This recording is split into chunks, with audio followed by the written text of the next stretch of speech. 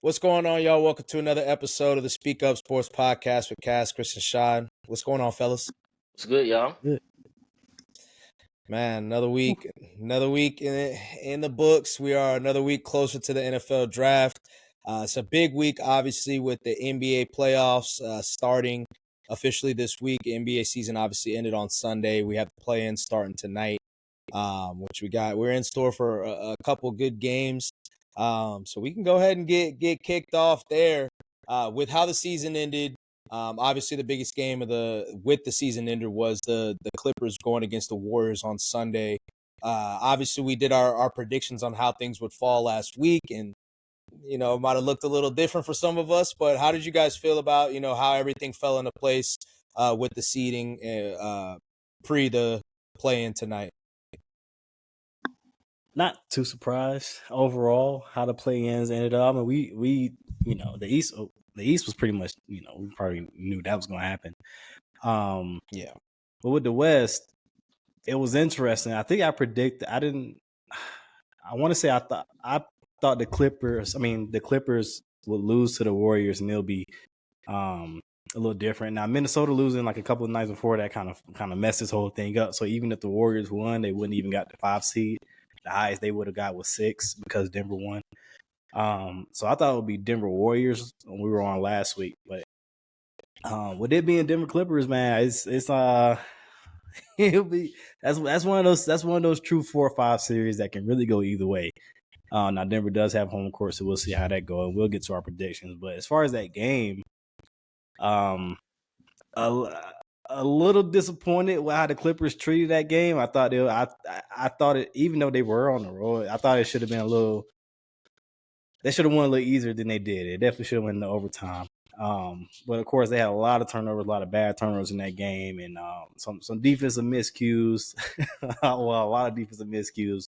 But as we said in our chat, that was the best game Jimmy has played pretty much since he got there, and they still struggled for the Warriors on the Warriors side. So it was a little worrisome for the Warriors, and they got a big game tonight. Yeah, Definitely so. Same. My predictions were a little different, but that had nothing to do with them two versus each other. It was like the other teams, whether they was going to win their games or not. That changed everything up. But I think, like you said, Cass, I mean, it was a good game. But when you think about how the Clippers play, like I literally turned the game over just seeing nothing but turnovers. It was bad timing. Like they could. That's the reason why they end up in overtime. They couldn't stretch the lead out. I mean, every time they get a stop, they'll just turn the ball over, and it'd be bad. It'd be bad turnover. It's not even like good defensive plays. It's just terrible offense. But for the Warriors, man, this is probably worst case scenario at this point. I mean, you didn't want to be forced to play in a play-in game. Even if what if you lose this game and then you win this game? You just played 2 extra games to go play the number 1 seed. Whether or not you think you could beat them or not, that's neither here nor there. But it's like you had an opportunity, win, and you ain't got to worry about playing. But now you're here, so tough for them. Like you said, the East pretty much knew what that was going to end up, so that ain't nothing new. But yeah, man, tough situation for the Warriors. Very tough for the Warriors, and I mean the zone that the Warriors kept switching into against the Clippers kind of messed them up as well. But to your point, Cass, you get the best game. I don't want to say the best game possible, but definitely one of the better games that Jimmy Butler has had with the Warriors, and Steph was cold throughout the entirety of the first 3 quarters, and then he caught fire in the 4th quarter.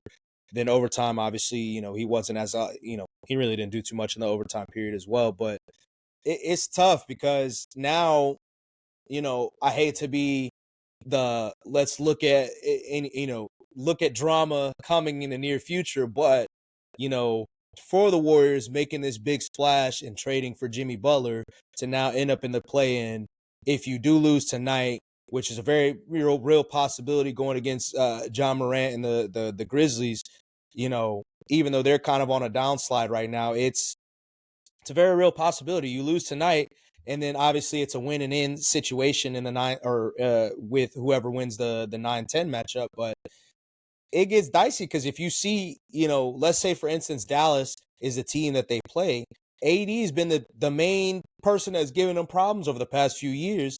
Obviously when he was with the Lakers. So how does that look? And then the Kings, they have always, obviously the Kings look a lot different than what it's been, but Zach LaVine could get hot or really hotter than De'Aaron Fox if you really want to keep it a bean. And so the Kings have always had that fast paced, good matchup with the Warriors as well. So like you said, it does get tough, but the Clippers, on the other hand, it is great to see Kawhi Leonard, obviously, continuing the ball. Same thing with James Harden, because, I was somebody that was like, I don't know about James Harden post the 76ers time. And now it's looking like the 76ers, I mean, you pick whatever happened with Daryl Morey and all that, and Daryl Morey's a liar and all that shit. They really kind of messed that whole situation up, because things probably look a lot different for the 76ers, even with Joel Embiid, being hurt and being out. They still probably would have made the playoffs with James Harden. Obviously, he's somebody that hasn't missed the playoffs in his career yet. So, yeah. But with that being said, I mean, I think we have a bunch of excellent matchups on both sides for the first round. Even, the plans, I think, we'll see how those go and who ends up in the 7-8. But, Pacers, Bucks, Knicks, Pistons on the east side, and then like you said, Cass, Nuggets, Clippers, and then the Lakers versus the Timberwolves are what the set games are. And I mean, you can't really ask something for anything better than that right now. So I'm excited. I'm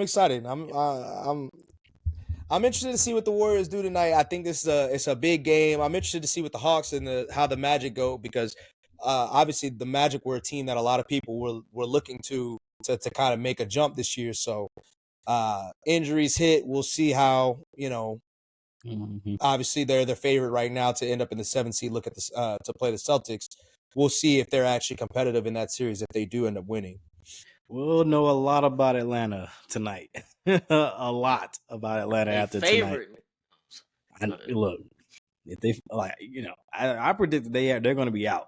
So I think they're going to lose tonight and end up losing to the Bulls. But Warriors 0-3 in the play-in since it started. Of course, they lost twice in 21, and they came in as a 10 seed last year and lost. So not a good track record if you really look at it. So. And the Grizzlies are one of the teams they lost to as well. Yep. So wait there. That's the problem with jump shooting teams. You get cold. In this one game. Hey. I will say that, in my opinion, the East side, like, you say the Hawks might be out. I actually don't think that's that. Obviously, if they win, they probably lose to the Cavs or the Celtics, in pretty quick fashion. I imagine most people would think that. But I do think, Versace has been playing well towards the end of the season. So I do think that they kind of can have like a positive outlook on the season. Same thing with the Magic, depending on how it finishes. The Bulls definitely, I mean, they've been a mainstay in the play-in, but just how everything has gone over the past few weeks and past few months for them, I think they can feel good about themselves. But on the West side, I feel like everything is the complete opposite. I feel like the Mavericks maybe can kind of come away with something if they have a quick exit either in the first round or maybe not the play-in, but definitely in the first round. But outside of that, I feel like all the rest of those teams, you get a quick exit out the play-in or a quick exit out the first round. You got a lot of questions. It's looking bleak. Yeah. Yeah. For sure. But before we get into our playoff predictions, obviously with the end of the regular season, we also got the NBA awards that are pretty much, set in stone. The playoffs don't matter. So who do you guys think are going to win the awards now that the season is fully played out? We can go kind of one by one. I have a feeling, well, I don't know. Maybe we might not all be on the same page with the MVP. Who you guys got for MVP? I mean, who they gonna give it to? Shea. I mean, I just think that's who they're gonna give it to. Who do I think should win? I mean, hey man, he different, man. It's just the shit that he does constantly, day in and day out. And he's the first big man to average a triple double in a year.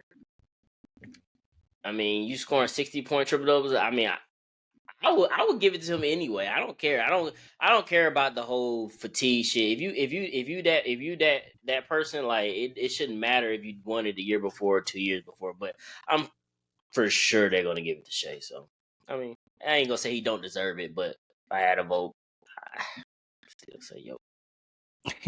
I mean, it's definitely strong arguments you can make for both sides of that. I'm gonna go SGA, and one of my main reasons for going SGA could also technically be an argument for Jokic, and that is Jokic is head coach being fired in the season. Like you don't really see that kind of coincide with the MVP on the roster for that season. So, but also that could be like, okay, this is clearly Jokic's team, and they clearly need him. If you really look at it as most valuable player, like clearly that's him. You got the coach getting fired and everything. You're still able to get a top 4 seed, get home court advantage in the playoffs, and average what he averaged from with a triple double. So it's definitely strong arguments to make. But I just think OKC's record is just too substantial in this case for SGA not to get it this season. I think if it was a little closer, like it was last year, then okay. But like when you're that many games ahead of the Nuggets and ahead of the 2 seed, you kind of got to go with it, especially when you're averaging 33 points a game. You're the catalyst for all that. Yeah. I got Shea as well. I mean, you pretty much disqualify Jokic for me as soon as you get the coach fired. I mean, not saying he got the coach fired, but like it's a bad look. It's a bad look. That's very tough. And then on top of that, if we want to talk about narratives, the narrative right now is that the Thunder are sweet. If we really keep it a buck, like everybody talking like the Thunder is sweet. Like if they see the Warriors, if they see the Lakers, if they see the Clippers, there's going to be undoubtedly if they see the Nuggets, people could be like, hey, it don't matter who. Grizzlies might be the only team that folks ain't going to be like, for sure. But so if you're going to say that, you basically saying everybody else on the team is sweet aside from SGA.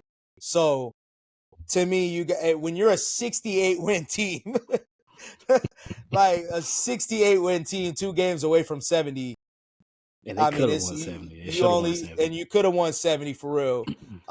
You only lost 1 game to the East. I wonder what team, but you only lost 1 game to the East all season. So an excellent season by SGA. So I got SGA on that one. So yeah, and the Nuggets probably if they want to campaign for their own guy, they kind of sold him, in my opinion, with firing it, the head coach and the GM.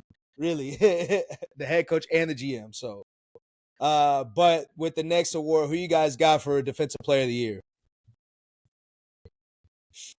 Go ahead. Ooh, this is gonna be a good one.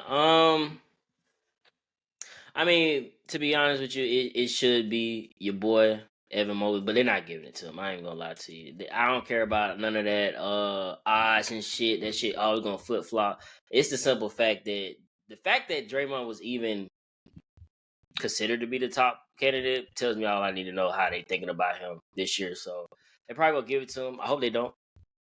I really do. I really have watched Evan Mobley, and he's a very good defender. I give you that shot. He is a very good defender. He should definitely win it, but I just don't see. I just feel like they're not gonna give it to him, and that might not be his fault. I feel like he's also have everything to do with the market of like just the Cavaliers. I understand, you used to have LeBron James and whatnot, but y'all are a smaller ish market in comparison to like a Golden State or whatever. But yeah, I hope he do win, but I just feel like they're gonna give it to Draymond. I surely hope not. I'm gonna go with Mobley on this one, and I think the Cavs being that 1 seed and ending up with that 1 seed, the East plays a big part in that, because I really think that might be there, unless you want to give unless they give Coach of the Year to Kenny. I think that this could be their only award this season. And I think you got to give an award to the 1 seed. And I think this will be I think this is the cleanest thing you can do. I think Draymond, he like you said, Chris, he talked himself into it this last couple of months of the season, but full body of work throughout the season just does not compare to the impact that Mobley's had all season for that team. And Shai, you can talk about it more exactly, but I just don't see how you can even have Draymond in top 3. I wouldn't even put him in the top 3. Honestly, I mean, I get it that he's played good this last month, and the Warriors been on this run where they went 23-8, whatever they went since they got Jimmy. But at the same time, like, these guys been balling all season. Zubac has been the better defender all season. Dyson Daniels been the better defender all season. So it's like these guys, and of course, if Wemby never got hurt, he would have been on there too. So I got Mobley with this one. Yeah, so I do think that Wemby should still be in the top 3, considering he's still leading the league in blocks and in total blocks. So I mean, he should still get some consideration. Which is crazy. But yeah, I got Evan Mobley in this one. Obviously, the Cavs have been a top defense all year. Really, it really should be his second Defensive Player of the Year award, but he didn't get the publicity last time, and Jaren Jackson did. But you know, I'll probably get into this a little bit later, but you know, his ability to guard both perimeter as well as paint, you know, one of the things that he, you know, obviously the Cavs went on a little bit of a campaign run over the past couple weeks because, you know, their season has basically been over. They locked up the 1 seed, started resting guys, but they also started kind of talking their shit a little bit. But one of the things that I think is very notable and that kind of switched, number one, I think everybody, when Draymond originally kind of muddied the waters, I think there was kind of a correction from some of the NBA like media, the actual NBA media that's like really watching, not just the talking heads. That was kind of like, we see what the fuck going on, Draymond. Nah, you're not doing this. But Evan Mobley, one of the things he mentioned is, look, I guard both perimeter and the paint, and I only average 1 foul. Like, that's saying something when I'm, you know, that's true lock-up defense. Like, I'm not fouling. We're getting rebounds. We're getting blocks. We're getting steals, and we're getting out. So I think Evan Mobley finally gets his Defensive Player of the Year. That's escaped him. He done got robbed really every year in a row. The Rookie of the Year should have been his. Ended up going to Scotty Barnes for whatever reason. We ain't talking about him no more. I'm just hold that down. Then, like I said, the Defensive Player of the Year a couple years ago. But yeah, I also, you know, I don't know. The Dyson Daniels thing is also, it's kind of tough for me because people are saying like, you know, if you can't win it as a perimeter guy and you're setting all these records, like, how can you ever win it? But it's also like, dog, like, y'all are an 8 seed. You know, there is some impact that's gotta come. Like, I'm not saying you gotta be 1 seed, but like 8 seed in the East is.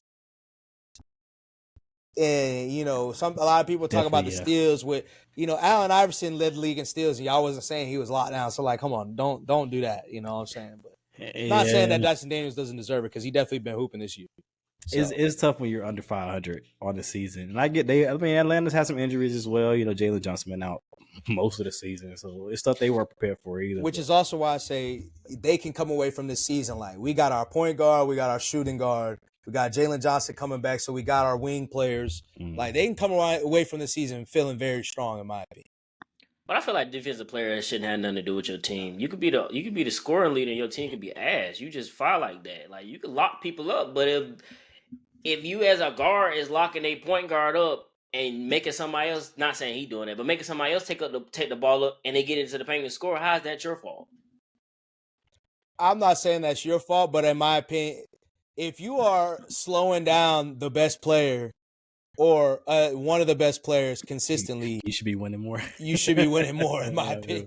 I'm not saying like I said, I'm not saying you should be a 50-win team. You're a championship level team.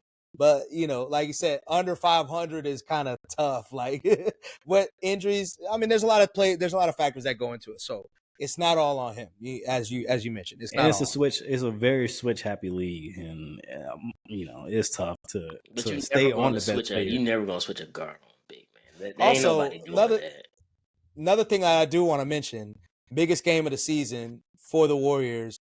Both Kawhi and James Harden go off for 30. So yeah, that's crazy.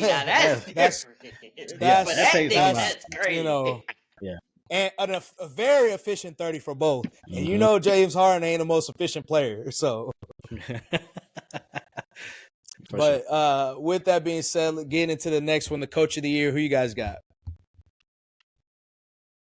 I've been talking about it the last few months, and I think it should go to JB Bickerstaff. I know they don't have a top 4 seed, the Pistons, but the turnaround is just ridiculous to me. Like, is this kind of? I mean, obviously you see teams make a jump every season, in the West or the East, but nobody had Detroit being a top 6 seed, avoiding the play-in this season. And what he's there for that squad, especially the second half of the season, gearing them up, letting them know that this is a playoff squad. Like, we can compete, and it's showing that young squad like that they have it in them. It's good work. It's good work for JB Bickerstaff, and we know he was already a good coach. Even when the Cavs fired him last year, we knew, like, it's not because he's just a bad coach. It's just he did what he was supposed to do with that team. He just couldn't get him over that hump.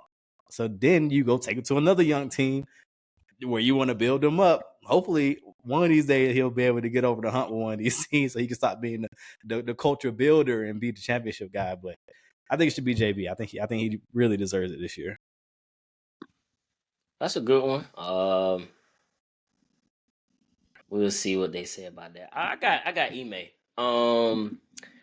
Your team. I mean, he had his team last year, and they're a fairly young team, but they were 11. There was 11 seed last year, and he was able to get them up to the 2 seed this year, and they played pretty well. Most of their games, they're always in it, whether they lose or not. But to be able to jump that far up from 11 to 2, that's saying something as being a good coach. So I'm gonna lean towards Ime. I wouldn't be shocked if it does go to Kenny Atkinson, but only thing I can say about them is because they was already, which I was a 4 seed last year. So the jump, I mean, obviously being the 1 seed does mean something. Y'all were up pretty substantial amount of games until, at the end. But I think that jump from 11 to 2 is pretty insane. I get that. I have seen some people say like, it's a tougher jump to go for the Pistons and what they've done than what the Cavs have done. I kind of disagree with that, just given the fact that half the league wins 50 games, half the league wins 40. Like, more than half the league has won 40 plus games, and there's only 2 teams in the league, or 3 teams in the league right now that's won 60. Not enough. They also had the second best start in the history of the NBA. So, for those people, for that argument, I kind of like that. That's a little weird. But for my coach of the year, I'm actually going to go with JJ Redick. There was, and part of it is because of how they were talking about him coming in. Another part of it is, expectation of just the team as well.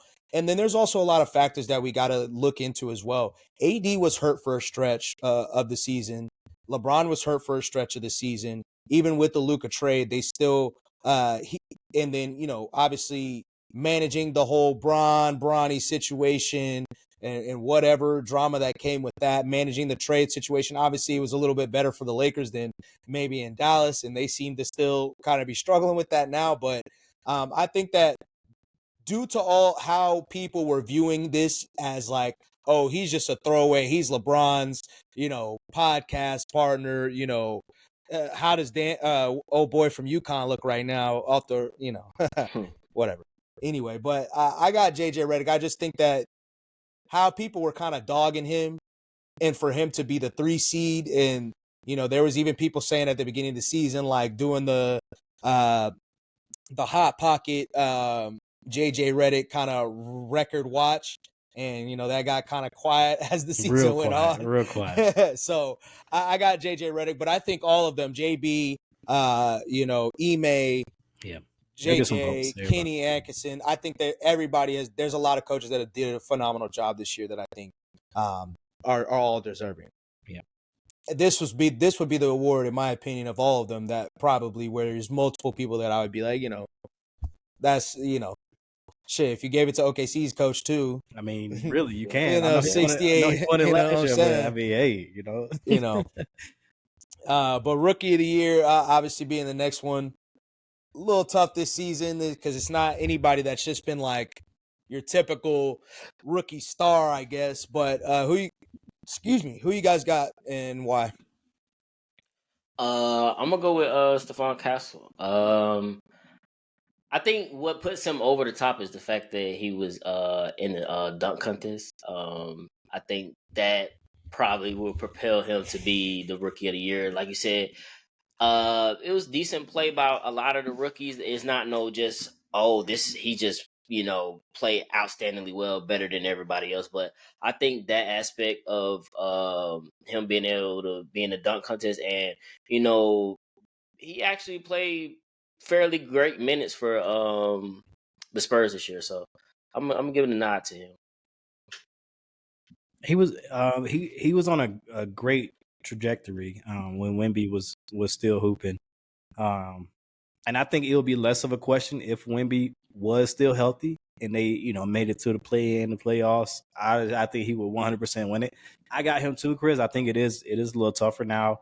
You had Zachary Risachet, and you see it every season with rookies, right? It's always one rookie come out, and one rookie that's been kind of steady the whole season, and then one rookie come out at the All-Star break, kind of get their game right, and we see it again too. Yeah, we see it again this season. So it'll be a tough one, but I got Castle with you, and he's leading all rookies in scoring. I mean, that's not nothing, So yeah.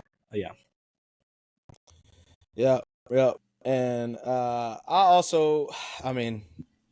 think we're all unanimous here. I got Stephon Castle. Obviously, he did have the the dunk contest as well. That kind of added a cherry on top. But he's been the most consistent rookie all season.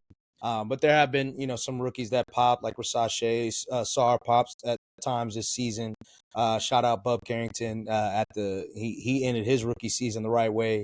So there's been a lot of people that have kind of popped throughout at different points in the season. But I would say that Castle's been the best one throughout the entirety of the season.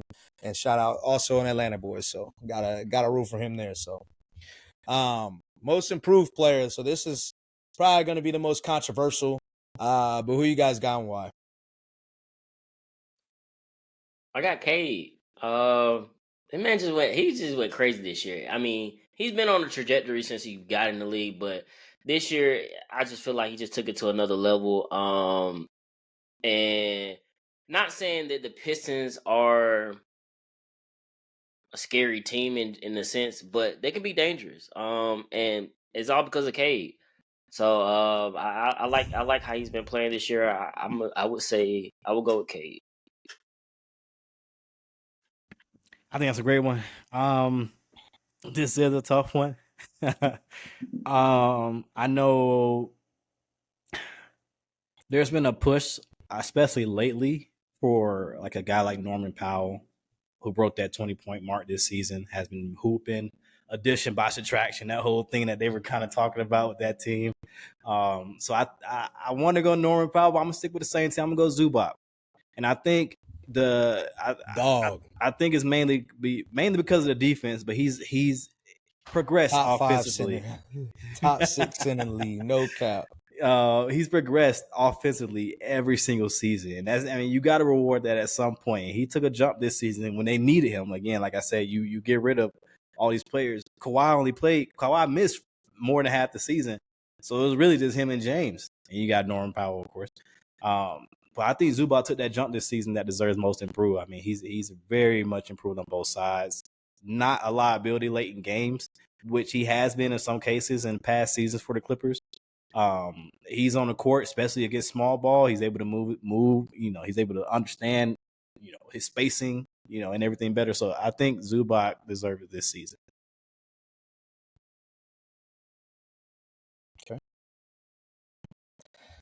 Okay, so I actually got Dyson Daniels this season. So obviously, the season that he had in terms of defensively, and now you even got your former team. They just fired their GM, and now supposedly the head coach is being questioned as to why you are not there and that you were chosen as opposed to somebody else. So I'm rocking with Dyson Daniels. When you start creating problems in another organization, yeah, and also the fact that Cade was a number 1 overall pick. I mean, it's hard for me to be like, should have been trajectory all the time. You can't. It's hard for me to give you that award, even though they probably, that's kind of who's been the favorite the entirety of the year. So, but yeah, I'm going with Dyson Daniels. So he does end up getting some some recognition for the season that he had this season. So that's the thing with all these awards. It's tough to argue against any of these. I mean, we don't really know how the vote's going to end up, but like all these people have arguments, legit arguments. Yeah, it's been a good season. I mean, it's been a good season. That's why it's been so frustrating with all the talk about everything else and the hate on the season and what it's been, because it's been a good season. You have been having players that have been playing well. You have been having players that, you know, are relative unknowns that have stepped up and had big seasons. So, you know, it's just we won't open that. We won't go down that rabbit hole. Exactly. But you know, getting into the next one, the Sixth Man of the Year award. Who you guys got and why? Yeah, I know I'm going with the home team. I'm going with Peyton Pritchard. Hey man, the man has been really a steady shift for Celtics this year. We've had most of our players in and out. I think but outside of him, I think only Tatum and maybe White, the only ones who even crossed the 65 game threshold in general. Everybody else played way less than that.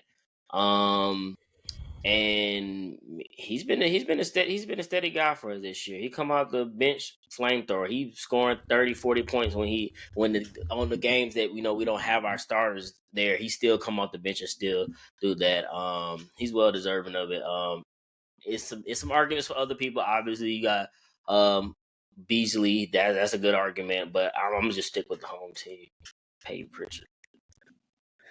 Very solid, very solid. I'm gonna go Beasley. I'm gonna lead Beasley for the Pistons. He's had a great season off the bench. Led the league in three pointers off the bench, which is just hard to do. Yeah. Which of course he was still getting a lot of minutes, but he still led the league in second in the league. Second in the league. Let's show Antler his love. He came back. He had to put up 18 of them things. He had to put up 18 of them things. He came back for it. Which is hilarious. But I'm going to go Malik Beasley, though. I think that he's had a very defined impact on this squad that's been needed to get them to that 6th seed, like I talked about earlier. So I'm going Malik Beasley with this. Ty Jerome. Nah, I'm not going Ty. Honestly, it probably should be Ty Jerome, but I mean, for the entirety of the season, from week 1, it's seeming like everybody wanted Peyton Pritchard to be it. I have no idea why. I mean, I'm not saying no idea. Obviously, he did his thing, but DeAndre Hunter coming off the bench was averaging like damn near 20, like 17, 18 points. Obviously, Ty Jerome did his thing, but it's seeming like everybody was like Peyton Pritchard from day one.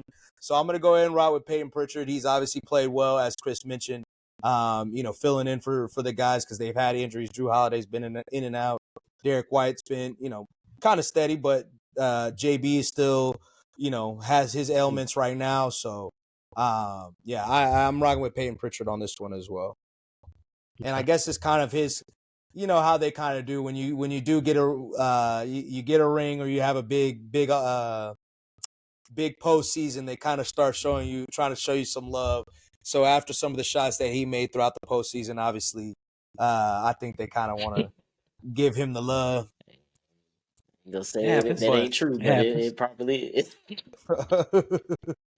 I'm not saying he's definitely once again deserving, but I mean, the clutch player of the year, I don't know how they're kind of doing it.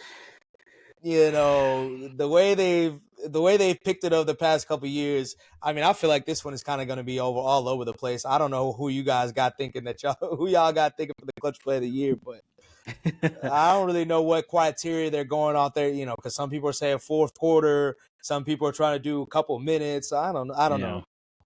If I had to choose, I'm just go with Jalen Brunson. I just feel like his game is like when I watch the Knicks play, whether they playing Celtics or anybody, it's just like when they need a bucket, like for somehow he gets the bucket. Now whether they win the game or not, I mean, obviously that clearly plays in part of clutch players. So maybe you can say they be losing against good teams, but every time I see him play, they need a bucket.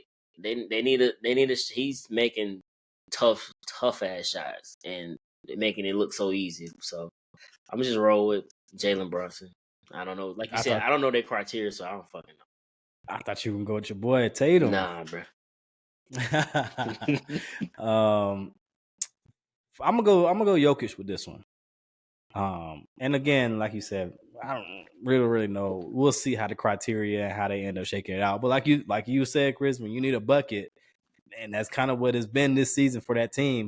Outside of Jamal, who's been in and out of lineup all season, Jokic has been that steady force. As many overtimes this season where he's taken over, and won them, and as many times on back to backs when the whole team is second night of back to backs when the whole team is tired.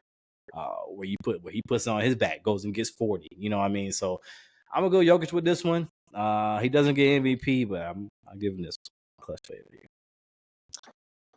So I'm rocking with Darius Garland on this one. I mean, if you look at the statistics in the fourth quarter, I mean, it's not really close comparatively to him to the next closest. He's got the highest team shares by a long shot. He's shooting like 53, 45, and like 95 in splits. I want to say he's like 7th in total points in the fourth quarter, but obviously, not obviously, but there's been a lot of games that he hasn't, played. That's the thing with him and Shea. Like you don't play a lot of fourth quarters, so you can't accumulate a lot of points in it. But the Cavs have had a lot of big comebacks, and I think he kind of had his cherry on top the other night against the Knicks, where it was a game where the Cavs had some players out. They were kind of giving the Knicks the game, and then he turned it on in the fourth quarter. I want to say he had like 18 points in the fourth quarter, something like that. And I felt like that was kind of his cherry on top of the entirety of the season. So I'm rocking with Darius Garland in this one. Going with the home team. And I think that what makes it so tough is the fact that obviously versus football, you got 82 games. Like it's hard to see it because what you say about Darius Garland is probably true because you watch him. But when we play, not everybody. But when we play, y'all, exactly. I feel like we can't do shit with Donovan Mitchell. He be tearing our ass up, and it just. I think that what makes it great watching the games. You see different things, but that's what makes clutch player probably the more tougher thing to judge because like it ain't a statistic for real. Award, but I don't really. Yeah, I'm not too sure what they're going off of. Right. It's too many variables that go into it. Way too many. Yeah. Way too many. Well, that gives us a wrap for the Players Awards. So we can go ahead and get into the playoff predictions and how everything's going to shake out. Given that we're going to find out the results of the 7-8 games tonight. So maybe our predictions are put on blast pretty quickly. But how do you guys think it's going to shake out in the East and who's going to be the East representative in the finals? So for the play-in, I think Orlando's going to win tonight. And ultimately, the Hawks will be playing the winner of the Bulls and Miami, which probably gonna be the Bulls. And I think the Hawks will come on top. So that'll end the 7th and 8th. So you got 1 versus 8.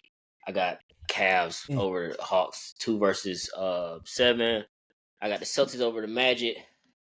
Now 3 versus 6, which is the Knicks versus the Pistons. Yeah. Sneaky good series because I don't know about the Knicks. I understand, you got all the playmakers on their team, but I mean this year it's just been I don't know. Maybe it's just because they play the top teams and they lose badly at that. But I mean I'm gonna roll with the Knicks. It's probably I give it a 6-game series for them. They'll come out on top still, and then 4 or 5. I mean. This is a rematch from last year, but the opposite of what was happening last year. They didn't have Giannis, and they had Dame. This year is the other way around. You can't ever count Giannis out. That's all I'm gonna say. You can't never count him out. But I'm gonna give the nod to the Pacers. So that gives us Cavs versus the Pacers, and then the Celtics versus the Knicks. Cavs gonna win that. I'm not worried about that. And then the Celtics, like I said, we done had the Knicks number. I just don't think they have enough firepower. They players be playing 35, 40 plus minute every night. They're just gonna get worn down. So it's gonna be a dog fight when it gets to that Eastern Conference Finals. It's a 7-game series. I don't give a fuck. I'm just saying it's a 7-game series. It is what it is. I I can't wait. I can't wait. It's gonna be a 7-game series. It's gonna be a battle. It's been like it would have probably been like this last year had Jared Allen played because their double big lineup does give us problems. But I think this year we coming in with a little bit healthier as far as Kristaps go. So it's gonna be a good series, but obviously I'm gonna take the Celtics to win that. I don't even know why we talking. Obviously I'm gonna take them, but it's gonna be a good series. If we lose, obviously I'm gonna be mad because we lost the fucking shot. But I couldn't blame them. Cavs been playing good all year. They've been a good team. It's not a bad team to lose to. We lose, but obviously I'm rocking with the Celtics. So that's my East prediction. Okay. Yeah, I want to I do like the West, or are we gonna go back around? I'm gonna go back around. What say you, Crash? All right. So like I mentioned earlier, I had the Magic winning tonight. So they'll lock up that 7th seed, and then I do have the Bulls beating the Heat. And I think they'll end up beating the Hawks. So 1-8 Cavs Bulls. I have the Cavs winning that. I think they take care of business there. 2-7 Celtics Magic. You said, Chris. I just think it's too much for the Magic at this time. And the Celtics pulling that one out. 3-6. I have the Knicks, but I would not be surprised if they fuck around and lose. But I have the Knicks in that one. And then 4-5, I got the Bucks. Like you said, Chris, it's hard to count out Giannis. It really is, and he's put on some damn good performances over these past couple of weeks, and he's in that mode. You can tell he's ready, he's locked in. So I'm gonna go Giannis to win that one. So 1-5 matchup would be Cavs Bucks. They might be back by then too. You got some good news. Yes, we didn't mention that either. You got some good news on Dame today, or the last couple of days, I guess you could say. So it's looking like he could be back for the playoffs. He's made significant strides. That is a huge addition, especially you come back in the second round of the playoffs. I'm gonna still go Cavs with this one though. I think there's the better squad, throughout. But if Dame come back, it could get ugly. It could get nasty. It could go all the way to 7. But Knicks, Celtics, like you, Chris, I had the Celtics winning that one. And then I do have pretty much the same as you. I got the Celtics beating the Cavs to make to the finals again. I think that one will be a hard fought battle, but I think a lot of it would be mental. So I am interested to see how the Cavs kind of attack it, because I do think they have the squad to definitely compete with the Celtics, but will they stay with it? We'll see. All right, so I'm actually going 7 with the Magic as well, and I have the Heat beating the Bulls and then losing to the Hawks, probably in a close game. So I do got the Cavs beating the Hawks as well. I actually have the Celtics beating the Magic as well, but I actually think that's going to be a little bit closer of a series than we think. I think both of those series could possibly go 6. Both the Cavs, Hawks, and Magic. Celtics, I think that we're going to get Paolo a couple games. I would, if I was a betting man, I'd probably say 5, but I think we get a big Paolo game to make it 5, and then maybe a second one to make it 6. It's for sure going to be 5 at least. We're not sweeping nobody. Then I got for the 3-6 matchup, I mean, I've already seen JB Bickerstaff get outcoached by by the Knicks before.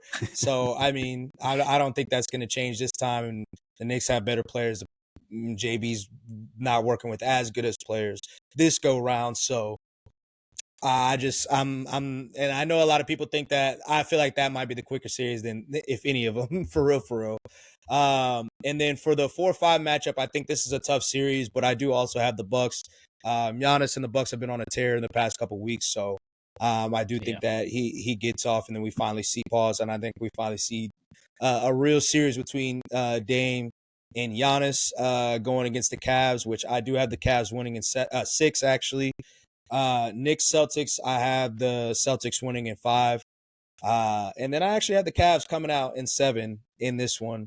I flip-flopped back and forth. A couple weeks ago, I was on here. I said the Cavs really probably don't have a shot.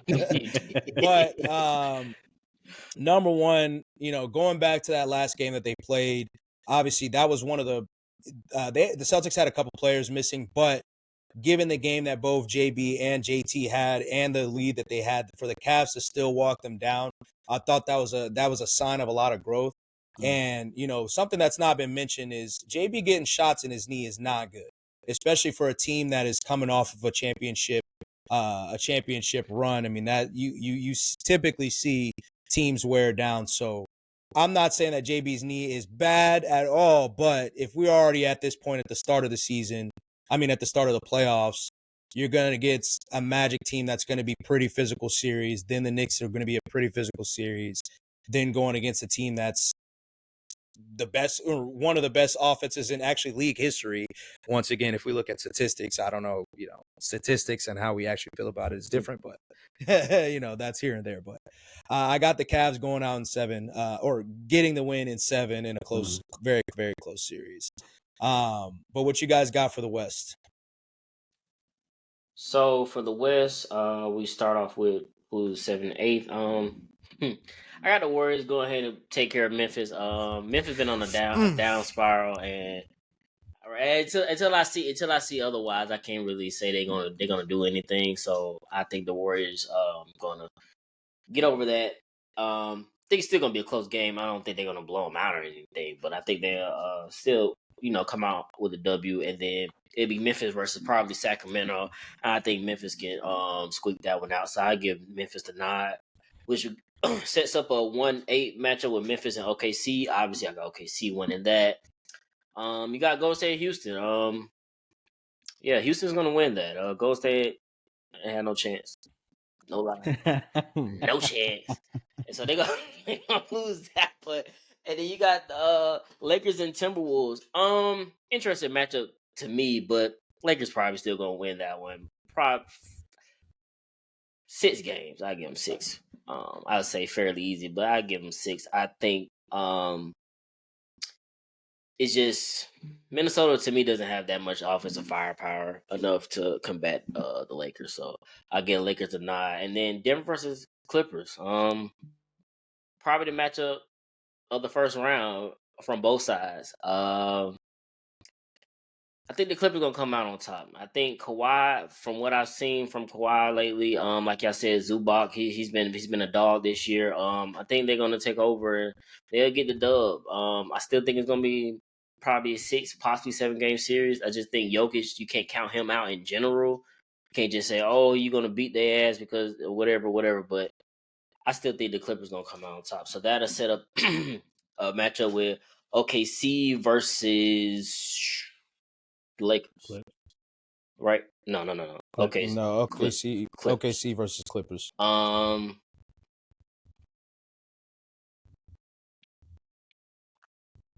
I got OKC. I actually think the Clippers can beat them. But as of right now, I can't.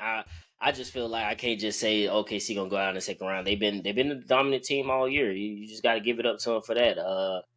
They've proven that they can, play with the best of them right now. So until I see them for real, like just not have it, I'm gonna go with them for now. And then you got Houston versus LA. I'm gonna roll with LA because I'm trying to see this OKC versus LA match that everybody trying to tell me about.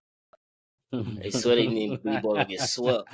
But that beside the point. Lakers versus OKC. OKC winning. Okay. So who you got coming out? OKC winning. No, I'm saying. Oh, the in the championship. I'm rocking with OKC the home Boston. team, bro. Okay, Celtics with the back-to-back. Yeah. Would be a great, for all the talk about the not the Warriors, but the switch in sports, the Kansas City Chiefs over the past 3 seasons. We really got to start looking at the Celtics, and obviously it's a little bit more extended than the past 3 because they did go to the finals, then conference finals, and then back-to-back. So that's going to be a run that's going to be talked about a lot, especially once again with that HBO Max series with the Celtic City going on, kind of in the background of that would be a pretty cool way to end that. But what you said earlier does play a part with Jaylen Brown and his knee, because the last few games he has not been looking great. I should say that. In the last few games he's probably played no more than like 20 minutes. They won't even let him play that long, so we'll see. We're definitely about But to that mean see that, for a that mean lot we're of gonna get teams. JT masterclass. That's all that means. But go ahead. I mean, for a lot of teams, it's gonna be the kind of rest versus the teams that had to grind it out. Because you do have a lot of teams that were, the OKC Rockets were a little bit more on the rest side. Cavs were a team. Celtics, to an extent, were a little bit on the rest side. So we will see how that goes, especially with a lot of conversation about the Warriors and their age and possibly missing that a week off. What say you, Cass? All right. 7-8 tonight. I'm gonna go Warriors with this one too. I think the Grizzlies are just an unserious team right now. Bro, they gotta go out and rent, bro. We'll see how it shakes out. I'm gonna go to Golden State tonight. So they'll lock up that 7th seed. Now 9-10. I'm actually gonna have Dallas beating the Kings. I think that'll be a good matchup between AD and Sabonis. I think Dallas will end up on top of that though, but they'll end up losing to the Grizzlies on whenever they play. Thursday, I think. Thursday, Friday, whichever. Friday. You're right, Friday, bro. So that'll be 1-8 OKC versus the Grizzlies, and I think OKC wins that. I think that one could be a sweep. I think that is a high likelihood of being one of the sweeps in the first round, maybe the only, but we'll see. 2-7. Look, the Warriors are going to be favored by a lot of people in this game. They probably shouldn't be, but I know for a fact they're going to be favored by a lot of people. I'm gonna go Houston with this one though. I think they're just the more balanced team. It's gonna be tough though. I really do think it's gonna be tough because you are dealing with it's just something about Steph that you can never kind of count out too. You know what I mean? He's just always had a propensity of just going off. You never really know. He dropped 50 on them. It could get ugly because then they're running around like chickens with their heads cut off. And there's also the point of Amin Thompson had that man in the gulag last couple weeks ago. So fair point. I'm gonna go Houston with that one though. 3-6 Lakers, Minnesota. That's the tough part about picking these, especially these like the 3, 4, 5, 6 games, is how close they were in the standings. So it's not like you're looking at it, it's like, oh, they were like so much better than this team this season. Like they really weren't.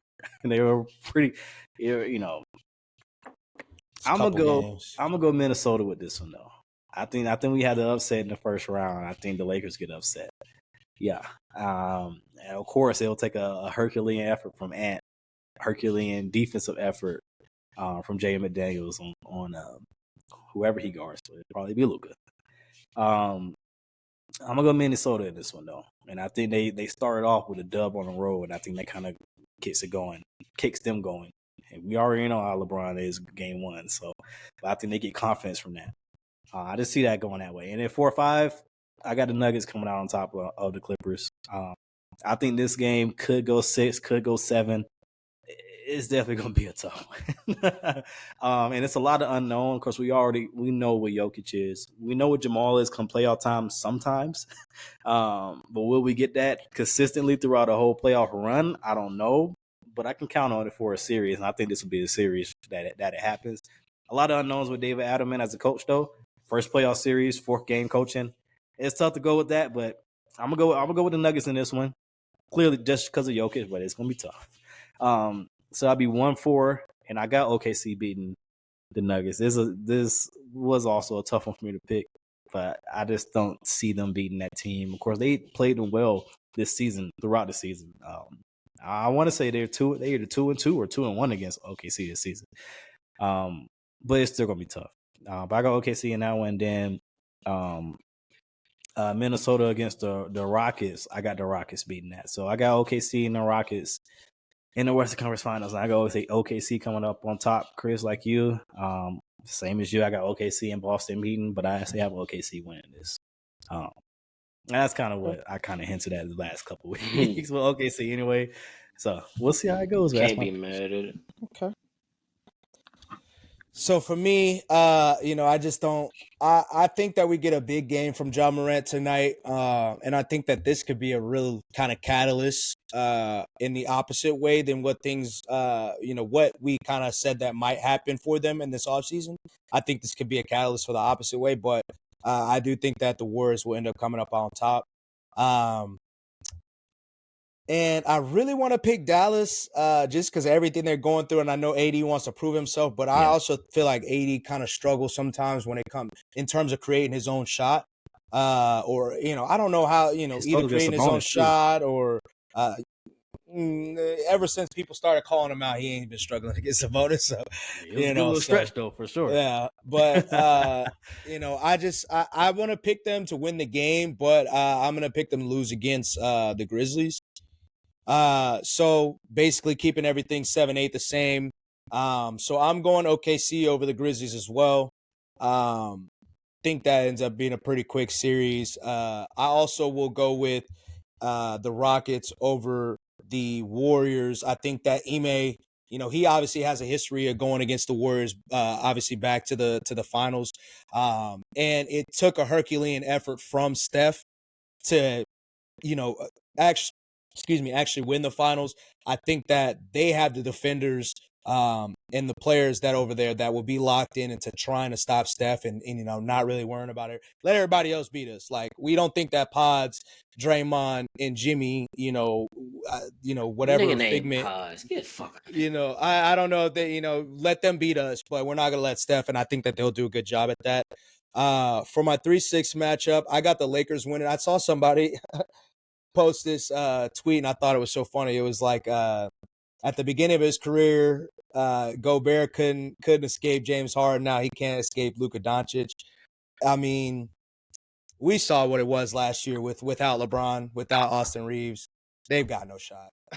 we can want it. They got no shot.